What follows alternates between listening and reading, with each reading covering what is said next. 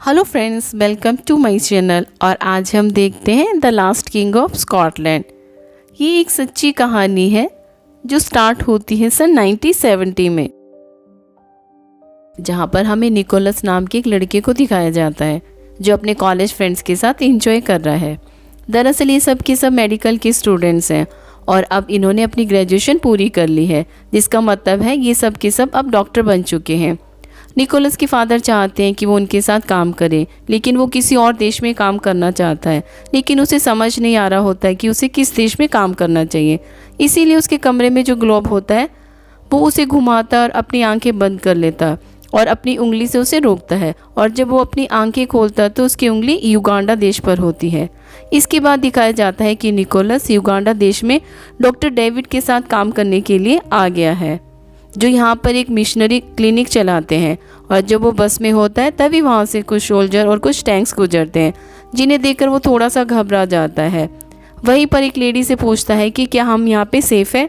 वो कहती है कि हाँ, ये जनरल ईडी के लोग हैं। इसके बाद निकोलस डॉक्टर डेविड के पास पहुँच जाता है, जो यहाँ पर अपनी वाइफ के साथ लोगों का इलाज करते हैं। इसके बाद निकोलस उनके साथ लोगों का इलाज करना शुरू कर देता है। निकोलस जब यहाँ के हालात देखता है तो उसे बहुत दुख होता है, क्योंकि युगांडा में बहुत गरीबी होती है। लेकिन धीरे धीरे वो यहाँ के लोगों के साथ घुलना मिलना शुरू कर देता है, जिससे वो यहाँ की ज़िंदगी को एंजॉय करना स्टार्ट कर देता है। एक दिन जब वो डॉक्टर डेविड की वाइफ के साथ होता है तभी वहाँ पर एक आर्मी ऑफिसर आता है और उन्हें कहता है कि जनरल ईडी के हाथ में चोट लगी हुई है, तुम्हें हमारे साथ चलना होगा। और जब ये वहाँ पर जाते हैं तो देखते हैं कि जनरल ईडी के हाथ को एक सांड ने जख्मी कर दिया है।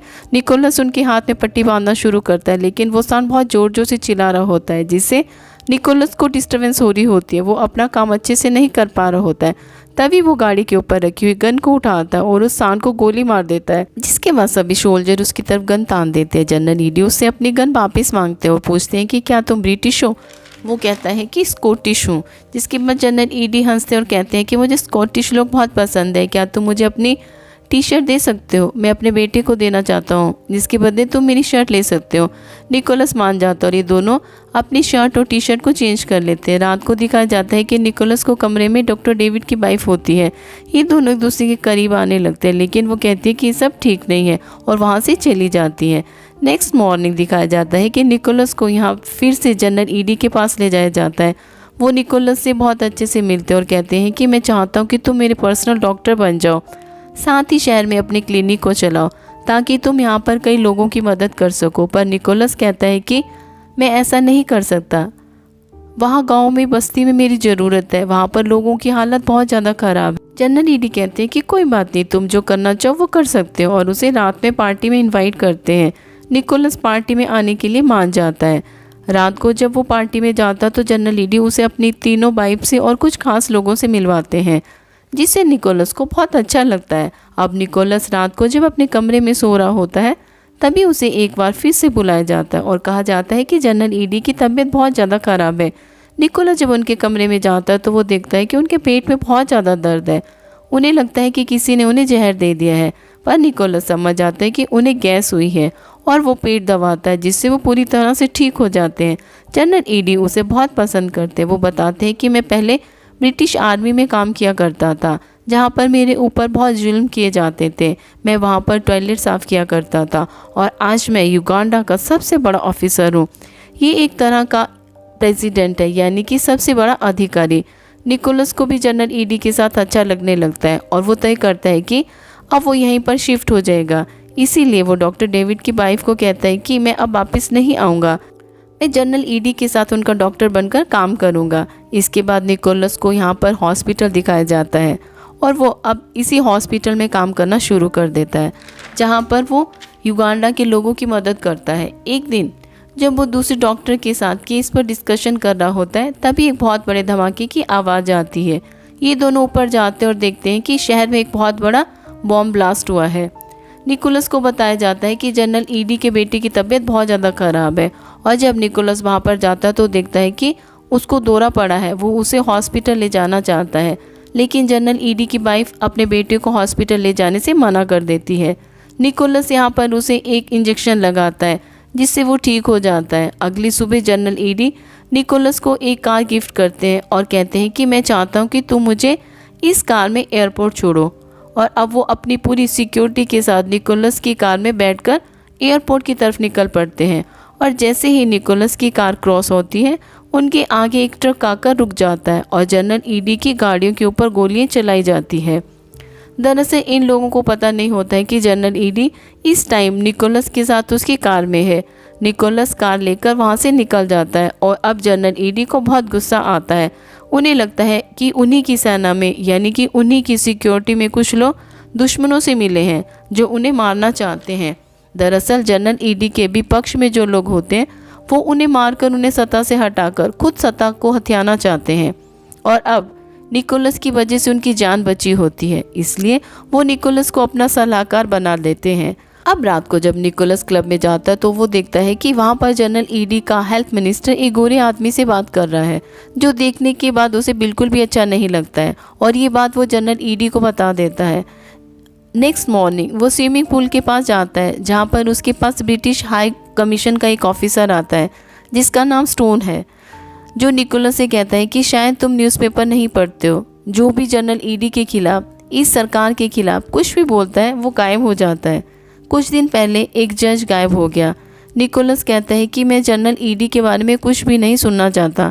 वो एक अच्छे इंसान है, वो युगांडा के लिए कुछ करना चाहते हैं। वो कहते हैं कि अगर ऐसी बात है तो उनका हेल्थ मिनिस्टर कहाँ है, उसका भी अभी तक कुछ पता नहीं है। निकोलस को इसकी बातों पर यकीन होना शुरू हो जाता है, इसीलिए वो हेल्थ मिनिस्टर के ऑफिस जाता है, लेकिन वो वहाँ पर नहीं होता है, बल्कि वहाँ पर जनरल ईडी का एक खास आदमी होता है। और अब इन बातों से निकोलस परेशान होना शुरू हो जाता है।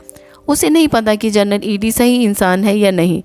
वो तय करता है कि अब वो स्कॉटलैंड वापस चला जाएगा और ये बात बताने के लिए वो जनरल ईडी के ऑफिस जाता है।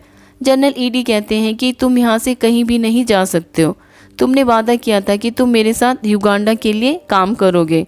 वो उसे गले से लगा लेते हैं और कहते हैं कि तुम मेरे बेटे की तरह हो। और यहाँ पर निकोलस को समझ आ जाता है कि अब वो युगांडा में फंस चुका है। रात को वो पार्टी में जाता है जहाँ पर जनरल ईडी की पत्नी होती है, जिसका जनरल ईडी से कोई खास रिलेशन नहीं होता है, और वो निकोलस को अपने साथ ले जाती है और निकोलस को कहती है कि जितनी जल्दी हो सकता है तुम युगांडा से निकल जाओ। निकोलस अगली सुबह अपने घर जाता है। वो देखता है कि उसका सारा सामान फैला हुआ है। उसके घर की तलाशी ली है और वहाँ टेबल पर एक एनवलप होता है। जब वो उसे खोलता है तो उसके अंदर उसका युगांडा का नया पासपोर्ट होता है। दरअसल उसका जो पासपोर्ट था किसी ने बदलकर अब उसे युगांडा का पासपोर्ट बना दिया है, यानी कि अब वो युगांडा का नागरिक है। निकोलस समझ चुका है कि अब वो फंस चुका है, इसलिए वो ब्रिटिश कमीशन ऑफिसर के पास जाता है जिसका नाम स्टोन है, जो स्विमिंग पूल के पास उसे मिला था। निकोलस उसे कहता है कि तुमने मुझे कहा था कि जब भी मुझे तुम्हारी मदद की ज़रूरत हो मैं तुम्हारे पास आ जाऊँ, मुझे युगांडा से निकलना है। स्टोन उसे बताता है कि तुम्हें नहीं पता कि युगांडा में क्या हो रहा है। जनरल ईडी के खिलाफ जो भी आवाज़ उठाता है उसे मार दिया जाता है। कंट्री साइड में ईडी ने कई लोगों को मार दिया है, साथ ही उन आदिवासियों को भी जो उसके खिलाफ प्रोटेस्ट करते हैं। वो इंसान नहीं बल्कि एक शैतान है। निकोलस कहते हैं कि मैं यहाँ से निकलना चाहता हूँ। स्टोन कहता है कि तुम यहाँ से निकल सकते हो, लेकिन इसके लिए तुम्हें कुछ भी करना होगा। निकोलस कहता है कि तुम्हारा मतलब ये है कि मैं ईडी आमीन को मार दूँ, और ये कहकर वो वहाँ से चला जाता है। अब इसी तरह से दिन बीतना शुरू हो जाते हैं और युगांडा के हालात पहले से भी बहुत ज़्यादा ख़राब हो जाते हैं। साथ ही निकोलस हमेशा परेशान और उदास रहता है। वो युगांडा में उस कैदी की तरह है जो आज़ादी से कहीं भी घूम सकता है। युगांडा की हालत अब बहुत ज़्यादा ख़राब है। यहाँ पर कत्लेआम की वजह से इंटरनेशनल युगांडा की छवि बहुत ज़्यादा ख़राब हो जाती है, जिसके बाद जनरल ईडी टीवी पर अनाउंस करता है कि ब्रिटिशर ने हमारे साथ वादा तोड़ा है, इसीलिए यहाँ पर जितने भी एजेड लोग हैं उन सबको वापस जाना होगा। सबके पास 90 दिनों का टाइम है, जिसके बाद यहाँ से लोग निकलना शुरू हो जाते हैं। एक दिन निकोलस के पास जनरल ईडी की वाइफ की कॉल आती है। जब वो उसके पास मिलने जाता है तो वो बताती है कि वो प्रेग्नेंट है। ये सुनकर निकोलस बहुत ज़्यादा परेशान हो जाता है, क्योंकि अगर जनरल ईडी को इस बात की पता चल गया तो वो इन दोनों को मार देगा। वो इसका अबॉर्शन करने के लिए उसे हॉस्पिटल भी नहीं ले जा सकता है, इसलिए वो हॉस्पिटल जाकर अपने एक साथी से कहता है कि उसे जनरल ईडी की वाइफ का अबॉर्शन करना है। पर वो जनरल ईडी का नाम सुनते ही मना कर देता है, क्योंकि अगर जनरल ईडी को पता चल गया कि उसकी पत्नी प्रेग्नेंट है तो वो सभी डॉक्टर्स को मार देगा। क्योंकि उसका उसकी वाइफ के साथ कोई भी रिलेशन नहीं था। अब निकोलस खुद ही उसका अबॉर्शन करने के लिए हॉस्पिटल में कुछ दवाइयाँ लेता है, पर तभी यहाँ पर जनरल ईडी के लोग आ जाते हैं।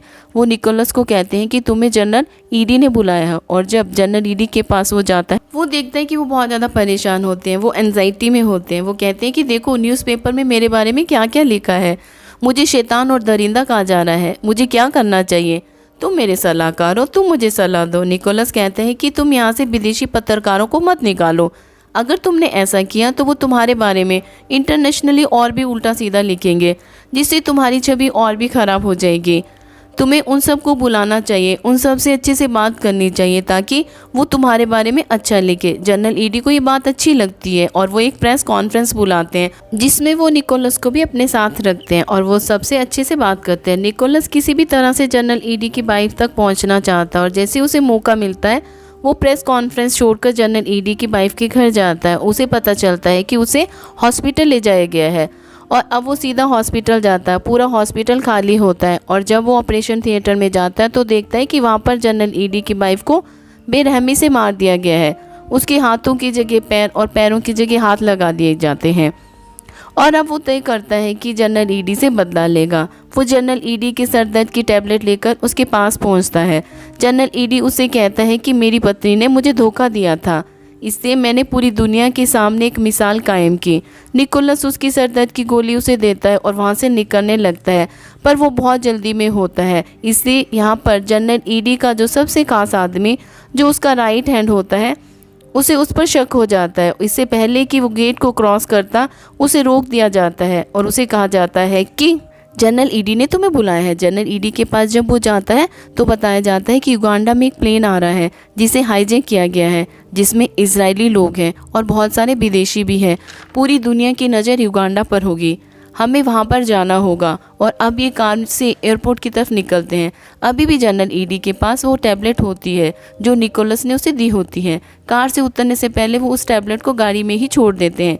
निकोलस उसे उठाने ही वाला होता है, लेकिन तभी जनरल ईडी का जो राइट हैंड होता है वो उन टैबलेट को उठा लेता है और अब ये सब कोई सब एयरपोर्ट के अंदर पहुंच जाते हैं, जहां पर निकोलस बंदी यात्रियों को देखने लगता है और तभी वो देखता है कि जनरल ईडी का राइट हैंड, जिसके पास टैबलेट्स हैं, वो इन टैबलेट को लेकर एक सिपाही के पास जाता है और उस सिपाही को टैबलेट खाने के लिए कहता है। पर इससे पहले कि वो खाता, निकोलस उसे रोक लेता है।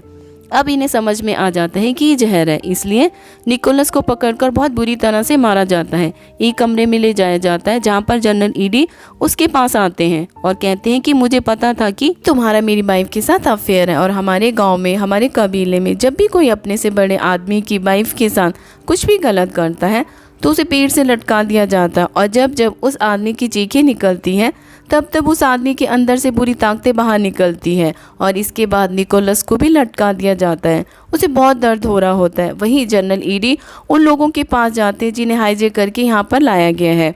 वो उन्हें बताते हैं कि इजराइल की सरकार हमारी शर्तें मानने के लिए तैयार है, इसलिए तुम में से जितने भी लोग इजरायली नहीं हैं उन सबको हम अपने प्लेन से वापस भेज देंगे। वहीं निकोलस को नीचे उतार दिया जाता है। वो बहुत बुरी तरह से जख्मी होता है और अब निकोलस के पास युगांडा का एक डॉक्टर आता है जो उसका बहुत अच्छा दोस्त है। वो निकोलस को कहता है कि यहाँ पर जितने भी बंदी बनाए गए हैं जिनमें इजरायली नहीं है, उन सबको प्लेन से वापस भेजा जा रहा है। मैं चाहता हूँ कि तुम भी उनके साथ यहाँ से निकल जाओ। वो उसकी मरहम पट्टी करता है, उन सब यात्रियों में शामिल कर देता है जिन्हें अब छोड़ा जाने वाला है। ये सब के सब प्लेन में बैठना शुरू कर देते हैं। वहीं जनरल ईडी के लोगों को पता चल जाता है कि निकोलस यहाँ से भाग चुका है। जनरल ईडी का राइट हैंड उस डॉक्टर के पास जाता है जिसने निकोलस को भागने में मदद की है। वो उससे निकोलस के बारे में पूछता है, लेकिन वो कुछ नहीं बताता है। वहीं निकोलस को दिखाया जाता है कि जो प्लेन में बैठ चुका है और जनरल ईडी का राइट हैंड जनरल ईडी के पास जाता है। उसे कहता है कि यहाँ से निकोलस भाग गया है और इससे पहले कि वो प्लेन को रोक पाता, प्लेन टेक ऑफ कर जाता है, जहाँ पर निकोलस को दिखाया जाता है कि उसकी आंखों में आंसू है, क्योंकि वो जानता है कि जनरल ईडी आमीन की वजह से युगांडा के लोग बहुत ज़्यादा दर्द में हैं। वो उनके ऊपर बहुत ज़्यादा अत्याचार करता है, जनरल ईडी आमीन किसी भी एंगल से इंसान नहीं बल्कि वो एक हैवान था। उसने अपने शासनकाल में 3 लाख युगांडा वासियों को मार दिया था जिनका कोई भी कसूर नहीं था, और इन 3 लाख लोगों में मासूम बच्चे और औरतें भी थी। जब उसने इजिप्ट लोगों को अपनी कंट्री से निकाला था तो उसमें 90,000 हिंदुस्तानी भी थे। प्लेन हाईजैक की घटना के बाद जनरल ईडी आमीन पूरी दुनिया में बदनाम हो गया था। उसने सबसे बड़ी गलती 1979 में की जब उसने तंजानिया के ऊपर हमला कर दिया। इसके बाद उन्होंने काउंटर अटैक किया और युगांडा की राजधानी कंपाला पर अपना अधिकार कर लिया, जिसके बाद ईडी आमीन को सत्ता से निकाल दिया गया। साथ ही उसे देश निकाला भी दे दिया गया, जिसके बाद वो सऊदी अरेबिया रहा। सन 2003 में सऊदी अरेबिया में ही उसकी मौत होगी। आई होप आपको हमारी ये स्टोरी पसंद आई होगी। Please like, share and subscribe. Thank you.